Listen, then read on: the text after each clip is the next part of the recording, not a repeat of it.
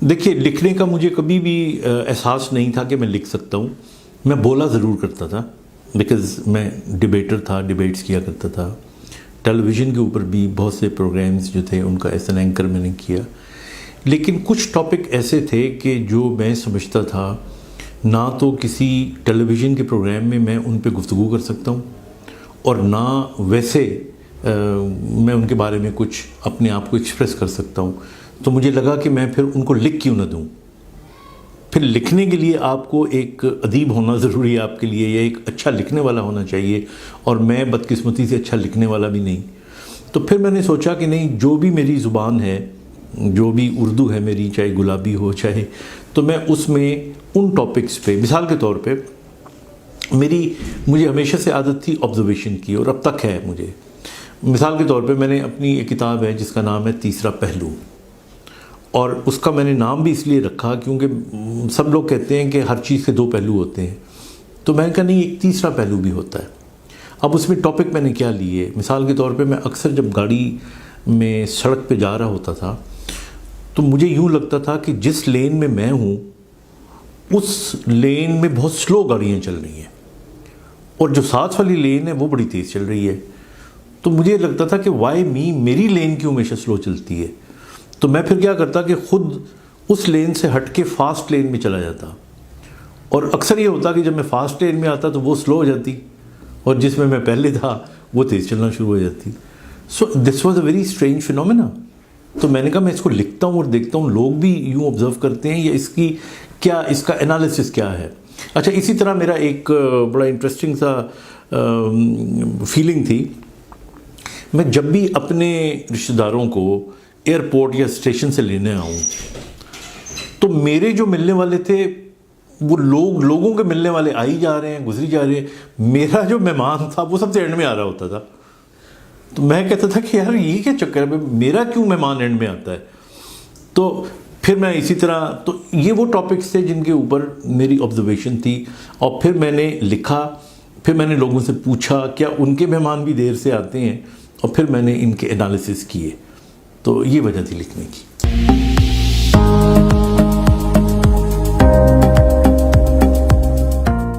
I think अगर आप internationally देखें तो काउंसलिंग करना, कम्युनिकेट करना और टर्मिनल स्टेज के ऊपर मरीज़ को बताना उसकी बीमारी के मुतालिक, ये बाकायदा एक साइंस भी है और एक आर्ट भी है। और कुछ अर्सा पहले पाकिस्तान में मेडिकल कॉलेजेस में ये नहीं पढ़ाया जाता था, लेकिन अब कुछ सालों से पढ़ाया जाना शुरू हो गया। It is very important to give a hope, but realistic hope. आप गलत उम्मीद भी ना दें, लेकिन आप जो न्यूज़ है उनको ब्रेक करने का एक तरीका होना चाहिए, स्टेप बाय स्टेप होना चाहिए, और आपको उसको एतमाद में लेना चाहिए मरीज़ को। देखिए, हमारी तरफ जो ख़ास बीमारियां आहिस्ता आहिस्ता इंसान को, आप ये समझते हैं कि मौत की तरफ खींच के ले जा रही होती हैं, उनके अंदर एक कैंसर हो गया, इसी तरह मल्टीपल स्क्लेरोसिस हो गया, या कुछ और बीमारियां हैं जिनमें अल्जाइमर डिजीज़ है, जिनके अंदर कुछ हार्ट की ऐसी बीमारियां हैं, और सारे सिस्टम की हो सकती हैं। तो उनके कुछ अच्छे पॉइंट्स भी हैं, कुछ बैड पॉइंट्स भी हैं। जो अच्छे पॉइंट्स हैं उनको तो बहुत ज़्यादा हाईलाइट करना चाहिए, और जो बैड पॉइंट से मतलब ये है कि जिन पे प्रिकॉशन लेना चाहिए मरीज़ को, उनको आप इस तरीके से समझाएं कि it should not create a stress. मुझे याद है कई दफ़ा मेरे पास स्पाइनल कॉर्ड इंजरी के पेशेंट आते हैं, अब मुझे पता होता है कि इनकी कमर की हड्डी टूट चुकी है, कट चुकी है, ये चल नहीं सकेंगे, लेकिन अगर आप स्ट्रेट अवे उसके मुंह पे कह दें कि यार अब तुम चल तो सकते नहीं हो, तो इसी तरह ज़िंदगी गुजारो, दिस हर्ट्स हिम। इसी बात को अगर आप उसको इस तरह कहो कि यार देखो, चलने का बुनियादी मकसद होता है एक जगह से दूसरी जगह पे ट्रांसपोर्ट होना, यानी it's a kind of communication. तो जब तक तुम चलते नहीं हो तब तक तुम व्हीलचेयर इस्तेमाल करके ख़ुद को स्टैटिक तो ना करो ना। जब चलने की बारी आएगी तो इंशाल्लाह तुम चल भी लोगे, तो कम से कम वो व्हीलचेयर यूज़र बन जाएगा with a hope and with a heart कि आई माइट और I may be able to walk one day. So ये तरीका है।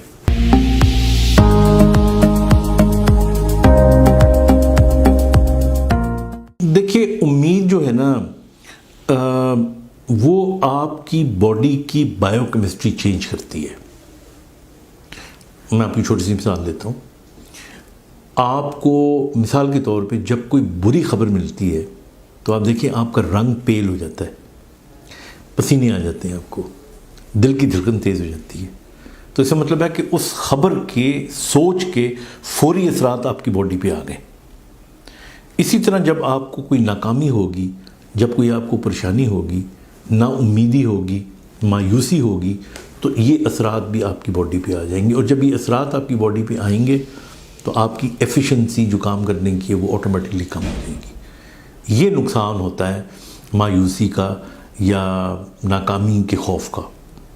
अब क्वेश्चन है कि इससे बचा कैसे जा सके या इससे निबर्द आज़मा कैसे होना चाहिए। देखिए, दुनिया में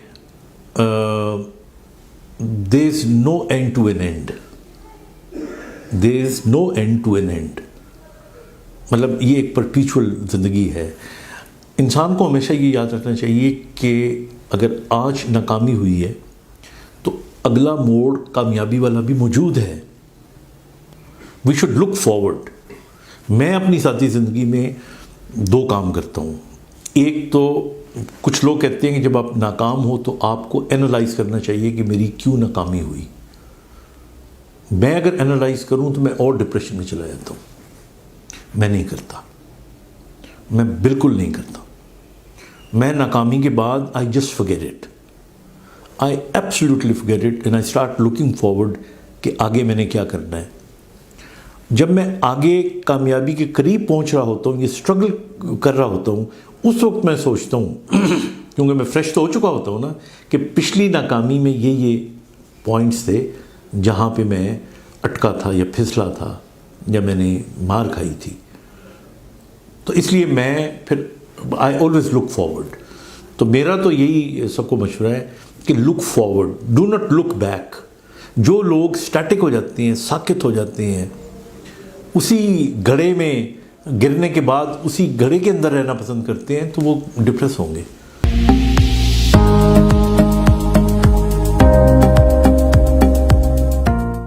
देखिए, मेरी तो बड़ी क्लियर कट इंस्ट्रक्शन होती है तमाम पेरेंट्स को। नंबर 1, ऐसे बच्चों को सहूलतें ज़रूर दें, लाड प्यार कम करें। ऐसे बच्चों को प्रोटेक्ट कम करें। ऐसे बच्चों को एक्सपोजर ज़्यादा दें। ऐसे बच्चों को बिल्कुल नॉर्मल ना समझें, बल्कि आप समझें कि there something wrong with them. ये मैं सारी उल्टी बातें कर रहा हूँ जो हमें पढ़ाई और डॉक्टर्स बता रहे होते हैं कि नहीं, अपने बच्चों को ज़्यादा ख्याल रखो। No, you have. देखिए, माँ बाप जब तक ज़िंदा हैं वो माँ बाप अपने बच्चे का ख्याल रखते हैं, लेकिन माँ बाप सारी उम्र ज़िंदा नहीं रहते। अगर हम इन बच्चों को शुरू ही से एक सख्त ज़िंदगी की आदत डाल देंगे, दे डू बेटर। ये देखें, जिनके बाजू नहीं होते और वो ऐसे घरों के बच्चे होते हैं जो लुक आफ्टर करने वाले नहीं होते, वो टांगों से सारे काम कर लेते हैं। उनको बाजू लगवाने की ज़रूरत नहीं पड़ती। दे कांट स्पेंड 32 लाख रुपया to buy a new arm और अ हैंड फॉर देम। लेकिन जिन घरों के अंदर नौकर चाकर सारे काम करने वाले होते हैं, उन बच्चों को हाथ लगवाने पड़ते हैं, वो पैरों से काम नहीं कर सकते। तो ये इंसानी जिबिल्लत है। तो पेरेंट्स को ये मेरा मैसेज है, give a tough time to your children, such children, ताकि they should stand on their feet.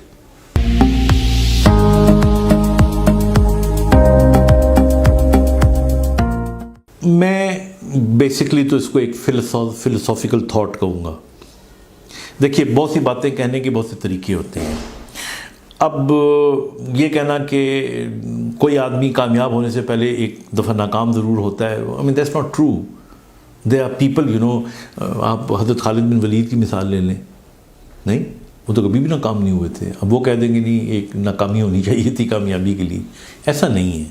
और ये भी मुझे पता है कि हर शख्स खालिद बिन वलीद नहीं बन सकता, तो ऐसा नहीं है। व्हाट इज़ इम्पॉर्टेंट इज़ कि जो बिलीव करता हूँ वही मैं कहता हूँ कि लुक फॉरवर्ड। अगर नाकामी हो गई है तो यस, होती है। आप देखें ना, दुनिया में कितने लोग हैं, एक ने तो हारना होता है ना, और फिर हमने ये भी देखा है कि हारने वाला जीतता भी है। और जीतने वाला हारता भी है। आप दुनिया के किसी बॉक्सर को देख लें, लोग क्या करते हैं कि बॉक्सिंग में जीतने के बाद जब उन्हें पता लगता है कि अब हम हारने लगे हैं तो बॉक्सिंग छोड़ देते हैं, है कि नहीं, जस्ट टू कैरी अदरवाइज। तो मेरे ख्याल में यू शुड लुक फॉरवर्ड, आगे देखें और कंसंट्रेट अपने ऊपर करें। जो हो गया सो हो गया।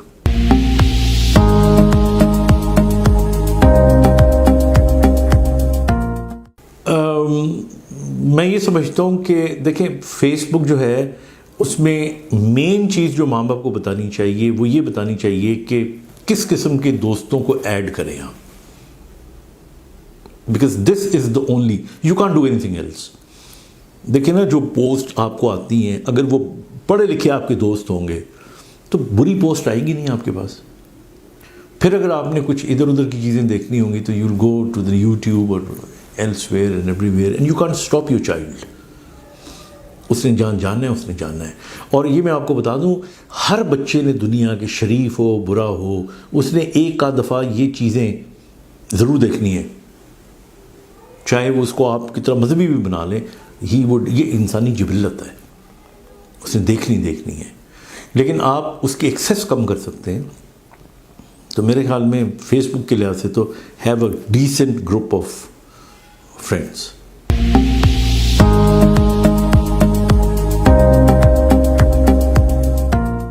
देखिए, इसके दो तरीके हैं। जो खौफ है वो एक अलग चीज़ है, और फोबियाज जिसे हम कहते हैं। कुछ फोबियाज ऐसे होते हैं जो साइकोलॉजिकली कंपल्सिव फोबियाज बन जाते हैं आपको, यानी जिनकी हकीकत नहीं होती। मसलन आपको हाइट से फोबिया हो गया, आपको इम्तिहान देने से फोबिया। बड़े ब्रिलियंट स्टूडेंट्स मैंने देखे हैं अपनी ज़िंदगी में, they do so good at the time of examination they fail. आपने भी नोट किया होगा आपके दोस्तों में, आपको पूरा सबक सुनाते होंगे और करते होंगे, इम्तिहान देते नंबर नहीं आते उनके।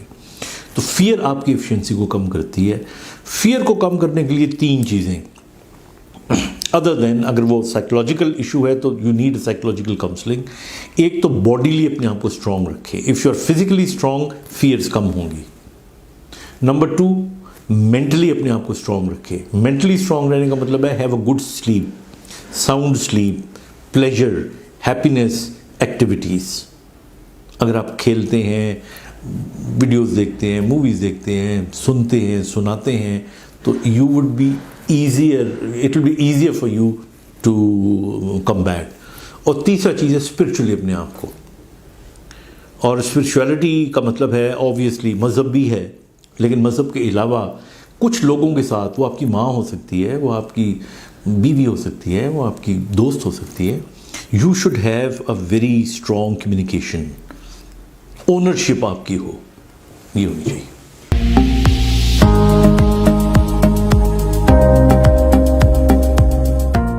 मेरे ख्याल में बच्चों को जो एक्सप्रेशन देना चाहिए वो प्रैक्टिकल एक्सप्रेशन देना चाहिए, अपनी हरकतों से, अपने बॉडी लैंग्वेज से। उनको, यू डोंट नीड अ सन और अ डॉटर टू से आई लव यू डैड और आई लव यू पापा और आई लव यू मामा। नहीं, इस एक्सप्रेशन की ज़रूरत ही नहीं है माँ बाप को। आपका जेस्चर, द वे, मिसाल के तौर पे आप देखिए, मैं इस ज़िंदगी में सबसे ज़्यादा मिस अपने वाले साहब को करता हूँ, who died only few months ago at an age of about 92-93 years. मैं अपनी मौजूदगी में अब्बा जी के जूते जुराबें खुद उतारा करता था। अब मैं तरसता हूँ कि मुझे वो पैर मिलें जिनकी जुराबें मैं उतारूँ, और वो मुझे हमेशा मना करते थे, but I knew that he likes it. मेरी अम्मी हयात हैं, अल्लाह ताला उनको ज़िंदगी से दे। अब एक छोटा सा जेस्चर था, उनकी वो बालों को कलर लगाया करती थी, तो मैं जब देखता, मैं कहता अम्मी आए मैं लगा दूँगा आपको। तो वो जब मैं लगाता, हालांकि अच्छा भी नहीं लगाता था, लेकिन उन्होंने हर को कहना, देखो मेरा, मुझे जमील कहती थी, देखो जमील आया। ये एक्सप्रेशन है।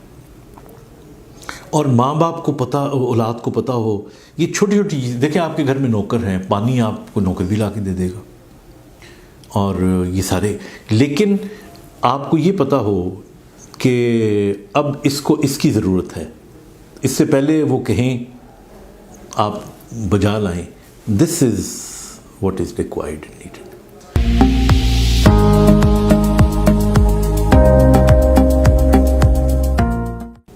देखिए, एज अ डॉक्टर मैं इस चीज़ पे कोई बहुत ज़्यादा जोर नहीं दूंगा कि जल्दी उठें और जल्दी सो जाया करें। आई mean that's not important from my point of view. मेरे पॉइंट ऑफ व्यू में फ़िज़िकल एक्टिविटी ज़रूर करें, चाहे वॉक करें, चाहे गेम खेलें, और बेहतर है कोई गेम ज़रूर खेलें और आउटडोर गेम खेलें, नंबर 1। नंबर 2, आप अपनी ज़िंदगी में जो प्लान बी है वो ज़रूर बना के रखें। हमारे डिप्रेशन की सबसे बड़ी वजह है कि प्लान ए बनाते हैं हम, अगर खुदा न खासा फेल हो तो हमें पता ही नहीं होता अब क्या करना है, we go into depression. You should have a plan B, you should have a plan C, B तक तो कम से कम होना चाहिए। ओके, यहाँ पे गिर गए, चलो मेरे पास तो रास्ता है, आपको कभी डिप्रेशन होगी नहीं। ये हमारे देखें ना, मेडिकल कॉलेज में जिन बच्चों को दाखिले नहीं मिलते, बाज़ को साइकोलॉजिकल प्रॉब्लम आ रही है, they have no plan, they should have a plan. 2 चीज़ें। तीसरी चीज़ मैं ये समझता हूँ कि हम स्पिरिचुअली थोड़ा सा दूर होते जा रहे हैं। तो अगर हो सके, अब मिसाल के तौर पे मैं इस उम्र में भी रात को सोने से पहले मैं यूट्यूब पे या मैं गूगल पे जाता हूँ और मैं किसी एक, नॉट एवरी डे, किसी एक हिस्टोरिकल पर्सनालिटी को, चाहे उसमें रूमी हो, हाफिज़ शिराज़ी हो, या उसके अंदर शेक्सपियर हो, या उसके अंदर कभी कभार, अब जैसे मेरे हीरोज़ हैं, अब एक्लीज़ इज़ माई हीरो, यानी मुझे सबसे अच्छा जो किरदार लगता है वो एक्लीज़ लगता है, एक बहादुर का कैरेक्टर, उसको मैं पढ़ लेता हूँ। या तो ये जो पुराने लोग थे, जो हिस्टोरिकल लोग थे, उनको, करंट जो आजकल के लोग हैं, उनको थोड़ा बहुत पढ़ लिया करें, थोड़ा सा एसोसिएशन डेवलप कर लें।